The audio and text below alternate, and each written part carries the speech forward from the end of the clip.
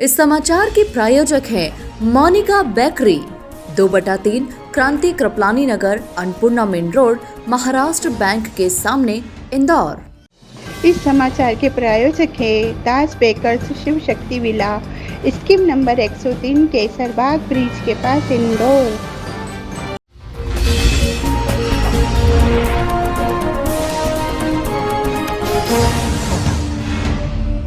करोड़ों की बेशकीमती जमीन पर कॉलोनाइजर द्वारा अवैध रूप से कब्जा कर शासन को बंधक में रखने वाले के खिलाफ इंदौर जिले के नैनोद पंचायत के सरपंच ने स्टेट प्रेस क्लब में आज प्रेस वार्ता कर कई गंभीर आरोप लगाए हैं। मध्य प्रदेश में जल्द ही विधानसभा चुनाव होने को है। वहीं मुख्यमंत्री शिवराज सिंह चौहान भूमाफियाओं को जमीन में गाड़ने की बात कह रहे हैं।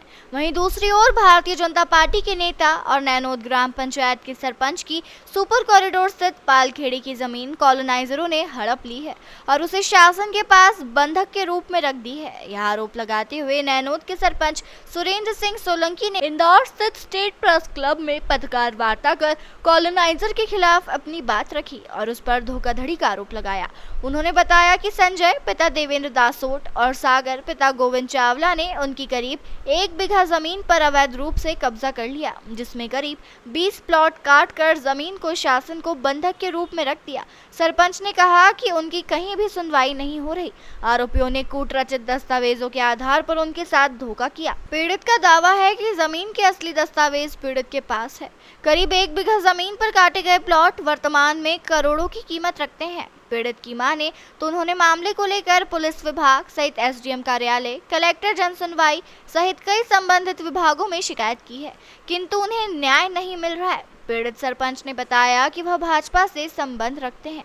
हालांकि उन्होंने आरोपित कॉलोनाइजर को लेकर किसी पार्टी से संबंध रखने के सवाल पर कोई प्रतिक्रिया नहीं दी है। ये मेरी जमीन है पालाखेड़ी, जो सुपर कॉरिडोर से लगी हुई जमीन है।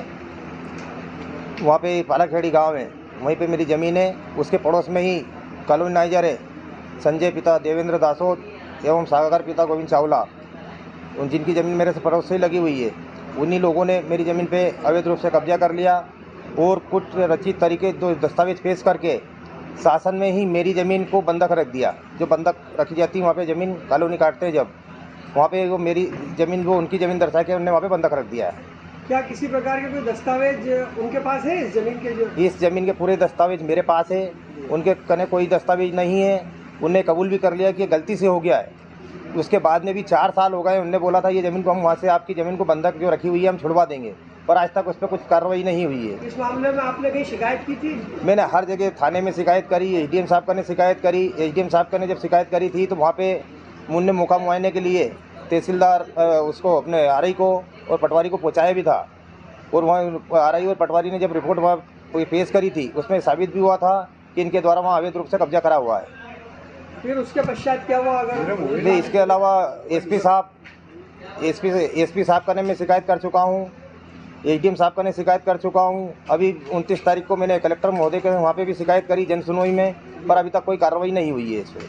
क्या कितनी ज़मीन पर कब्जा किया गया आपकी? ये मेरी 1 बीघा ज़मीन है, उस पर ही इन्हें कब्जा करा हुआ है। कितने प्लाट काट के बेचे गए?